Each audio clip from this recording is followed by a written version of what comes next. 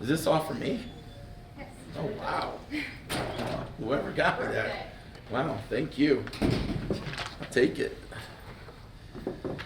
Oh, I may drink all of them tonight while I'm watching this film. We'll start with an opening statement from Coach.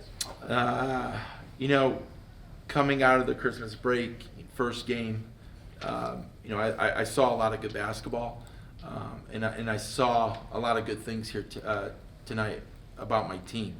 And then there were things that I didn't like. I think that the one thing about this team is that when we're on, like, we're really good, and I just felt like at times today we, weren't connecting. And we wanted it, like, we want to come out and we want to, like, be up, 20 points in the first 2 minutes. And we kind of force it, we rush. We got to understand that the teams that we play, this is like their biggest game, and they're super excited about being here and playing us, and they scout us. I thought Dartmouth did a really good job.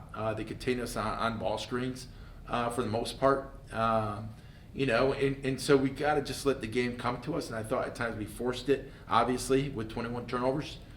That's not where we want to be. And we got to be better there. So we got to be cleaner there.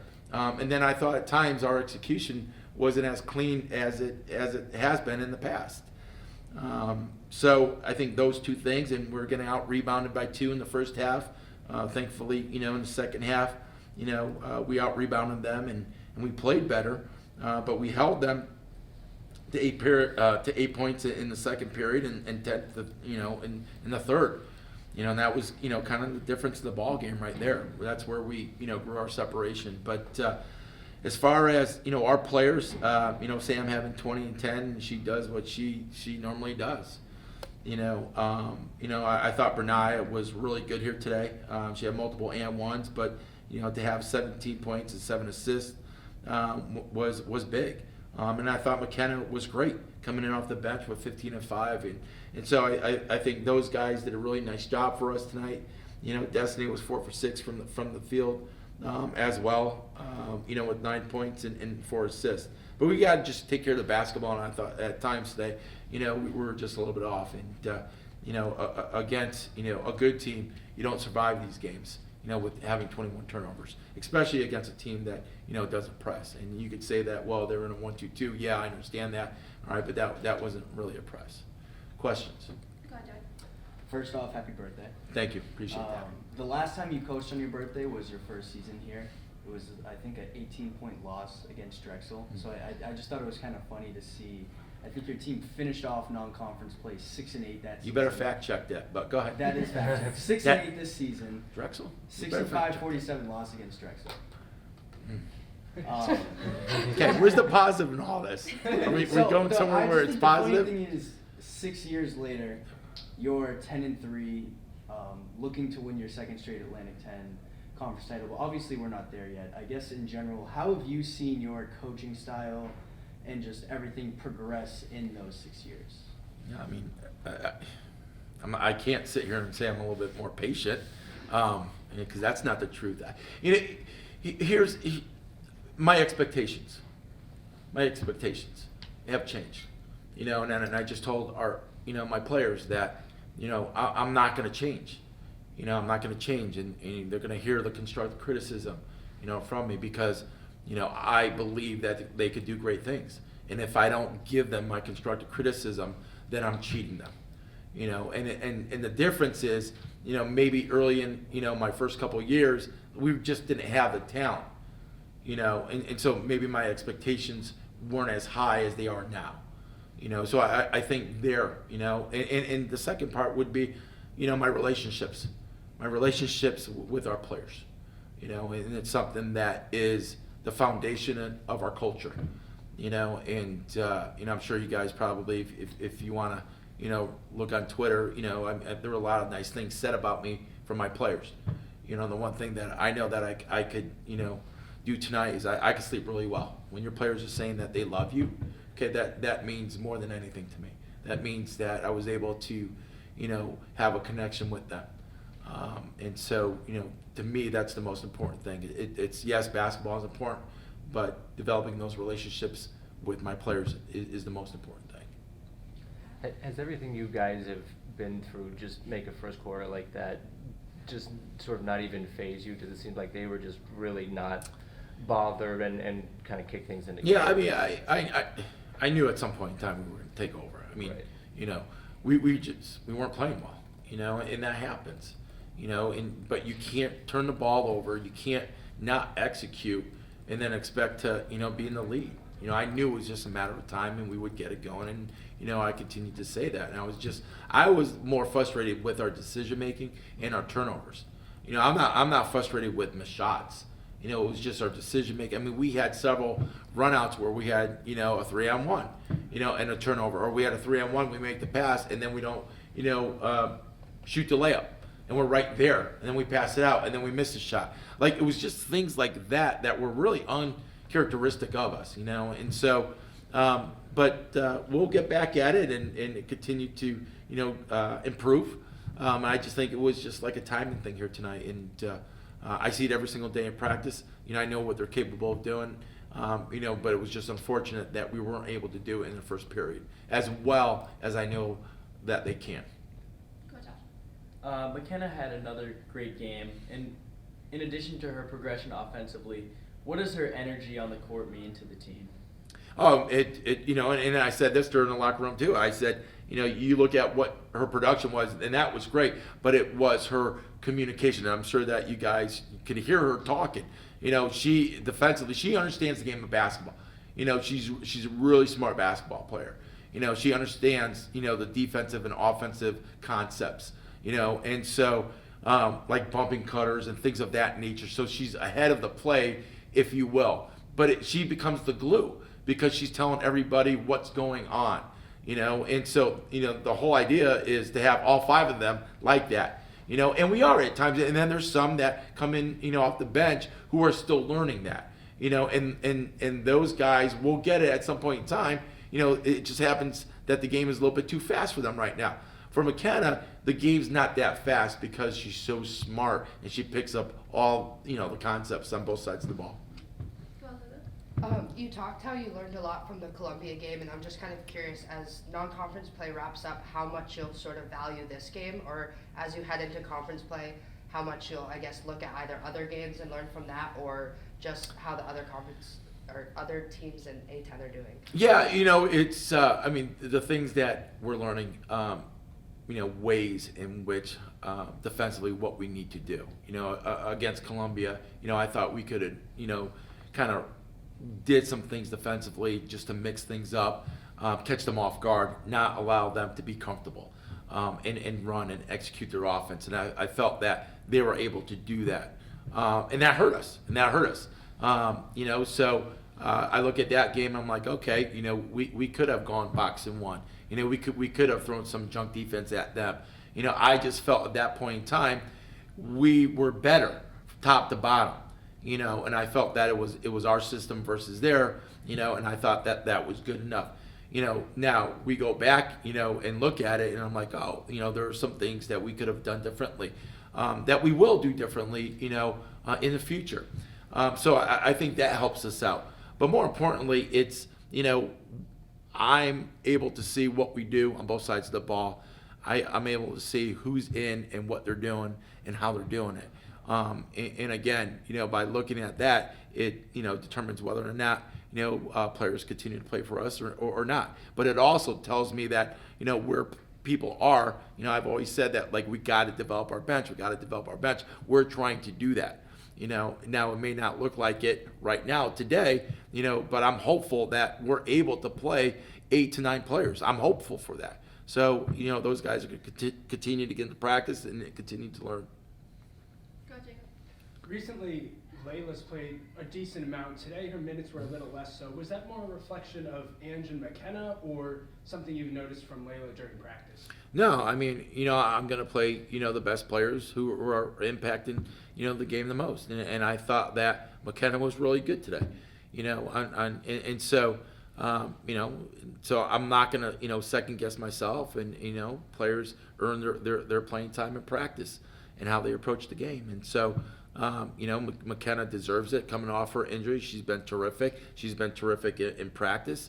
And like I said, I'd be a fool if I didn't play her. And if she didn't play, you guys would be telling me that I'm a fool for not playing her. So McKenna's going to play. She's one of our best post players. She's going to play. Final question, Kate.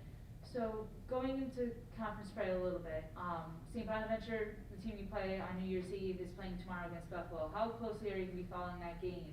And how closely are you going to be prepping for other games going into it? Yeah, so all the prep starts tonight. To be honest with you, and so we meet tomorrow. So we will already have the game plan in place by 10 a.m. So all the preparation is done, with our assistant coaches. So we obviously scout ahead. Now, my job tonight is to catch up. Okay, so that's what I do all night long. That's why I appreciate the Diet Cokes. But anyways, because I got to get through our film, and then I got to start watching St. Bonaventure. So that's how I prep. But tomorrow by 10 a.m., we'll have the game plan. I know that they play Buffalo at home, and they got a quick turnaround to get on the bus and drive here and play us. But we're going to be excited to play. Again, this is, the conference. I can't believe conference season's here already. And we're going to be excited to play. And every game counts. And, if we want to defend our title, we got to show up. We got to have more energy, more want to than our opponent. And I expect that. And I expect to see that on Saturday. Thank you, Coach. All right. Thank you, guys. Thank you. Happy birthday Thank to you. Appreciate it, guys. Heather. Yeah. Yeah. We'll start with questions for Sam and Renata. Can we just snag their overall thoughts on the game? Can we try that? I think first half we started out a little bit slow. Obviously, I think we were trying to make, like Coach Birdie said, probably like the home run plays a little bit too often. And I think once we settled down a little bit and stopped getting unforced turnovers, I think we really played our game a lot better. But I thought we played like really connected, and we were like trying to keep one another up if we had like little silly mistakes like that. And then I thought the second half we turned it on. They went on a little run here and there where they hit a few shots, but I think overall we stayed pretty grounded and connected. And then once shots started falling, we started driving to the basket. I think that's what started working for us, and it helped us get momentum. I think we did a good job staying together, obviously coming together in huddles, and then, like Sam said, like the turnovers, once we cut down on the turnovers and really focused and locked in, I feel like we executed well. We got to the basket and we finished. So I feel like once we cut down on the turnovers and clean some things up, like, we'll be fine. Tori kind of said that he expected you guys to turn it on and to come together. Is that more encouraging that he has that belief, or is that concerning to want to have to wait for that? Like, I guess, how do you think about just that kind of his thought that you guys are going to be able to turn it on and kind of get it going? I feel like it's more so like towards the encouraging part, because honestly, like, we know ourselves well too, so like obviously we know we can turn it on, but for him to have that belief in us obviously gives us that extra push to really think like we can do this, and once we're on, we're on. So honestly, just him believing in us gives us that courage and the extra want to come out with the win. Yeah, I agree. I think it's like really easy to stay confident in ourselves when he has that confidence in us, and he lets us know that too. Like even at halftime, like he knew we were gonna go on our runs. I mean, obviously, like we need to figure out starting off a little bit better, which we were doing, I feel like, earlier in the season. So just figuring that out, but we know what we can do, and it's just if it takes a little while, it takes a little while. But I think we're gonna figure that part out, especially come conference. Go, Josh. Did you think anything changed at halftime going into the third quarter that kind of just got you guys to start clicking offensively in the third? I mean, I think for one, the guards did a really good job. They did a good job in the first half too of getting downhill, but I thought in the second half they did a really good job getting downhill and like either finding the one more pass or finishing. I think we didn't get to the free throw line too much, but I feel like we had a decent amount of and ones.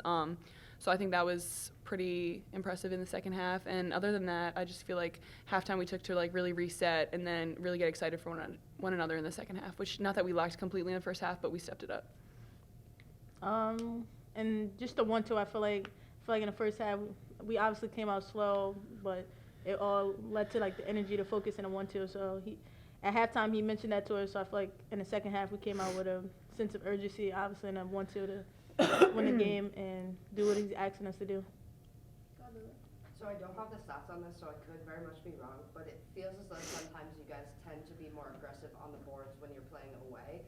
Do you feel like because teams know that you're a rebounding team that there's almost more something to prove when you're in someone else's gym, or is it something that you don't really notice? And I could, again, be wrong on that statistic.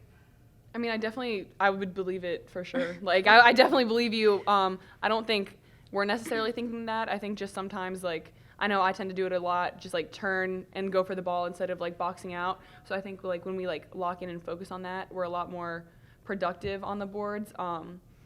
I don't think the home or away necessarily has something to do with it, but I just think it's like a focus thing that I need to work on, like a few of us need to work on. So just working on that. Sam, you had 5 steals tonight. How important is transition offense from defensive plays like that to you guys' overall philosophy or style of play? I mean, yeah, I learned a lot from Fatty here, so, you know, that helped me out tonight because I don't really do that too much. But we definitely focus on playing fast, especially in transition. And we knew they looked to the high post a lot, so we were trying to make those catches a little bit hard. And then I think something I haven't really done too much, but I was just like more aware when they weren't paying more attention, so being able to like get the little tip out passes, and fortunately it tipped it to myself instead of just like to nowhere. So I think it was just a little bit lucky tonight because I tried to, you know, get a few deflections here and there, but tonight I focused a little bit more on that, knowing they were going to really focus on passing in the high post. Sam Bernaya, McKenna White's performance the past 2 games after coming back from injury have been outstanding. Double digits for points, both games double-double against St. Peter's. How do you think that impact has been like missed in the games that she was out, and how do you think that impact will be going forward into conference play? Definitely feel like just like the energy she brings, her voice. Like my parents text me after every game, like we hear McKenna screaming through the TV, so like we obviously missed that. Even when she was out, like we heard her on her bench, so like having her back, obviously just like points aside and like the rebound thing aside, just having her voice like there, talking to everybody, making sure like we all know bump high, go low, or like just being to help defense obviously helps the team, helps the 4 people that's out on the floor. So it's great to have her back, honestly. Yeah, I feel like, kind of like Fatty said, like scoring and rebounding aside, like obviously she can do those things really well, but she could have 0 and 0, but it's the communication and the energy and all that stuff that like I feel like we notice more, and then everything else kind of goes under the radar just because like her mid-range has gotten like really good and it's just like kind of automatic now. So I feel like that kind of goes under the radar and we just hear her the whole time. I know for me as a post, like we communicate back and forth, like switching and all that. So it's like really good to have her comprehending and all that. And then even when she was out, we definitely missed her on the court, but she was like a really good energy on the sideline. So like we still heard her the same amount, it was just from a different perspective. Thanks, Sam. Thanks for that. Thank you guys. Thank you. Chico, I haven't seen this